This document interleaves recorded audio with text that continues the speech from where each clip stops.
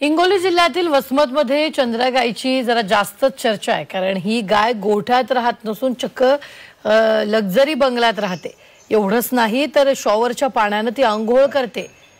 गायसाठी गादीचा बिछा नाहीये। एवढंच नाही तर गाय एसीत राहते आणि चारचाकी गाडीतही फिरते।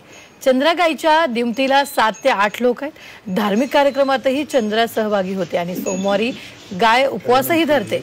घरातील मंदिरात भक्तिभावात गाय लीन होते आणि जिथे सीताराम मानेवार जातात तिकडे चंद्रा ही त्यांच्या बरोबर जाते। कोणताही कार्यक्रम असो तिथे गाय त्यांच्या सोबत असते आणि संपूर्ण कार्यक्रम होईपर्यंत ती त्यांच्या शेजारीच बसलेली असते। आतापर्यंत 11 महिन्याच्या चंद्राने प्रयागराजचा कुंभमेळा, 4 ज्योतिर्लिंग, 3 शक्तिपीठ बघितली आहेत। आता चंद्राला सर्व ज्योतिर्लिंग आणि 4 धामला जायचंय, मात्र ती पशु असल्याने तिला मंदिरात प्रवेश नाकारला जातोय।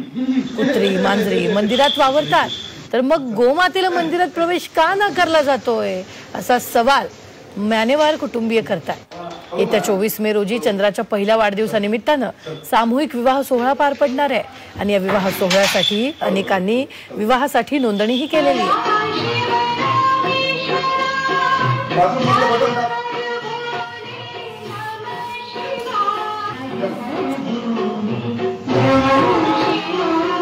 चंद्रा गायची शानच निराळली आहे।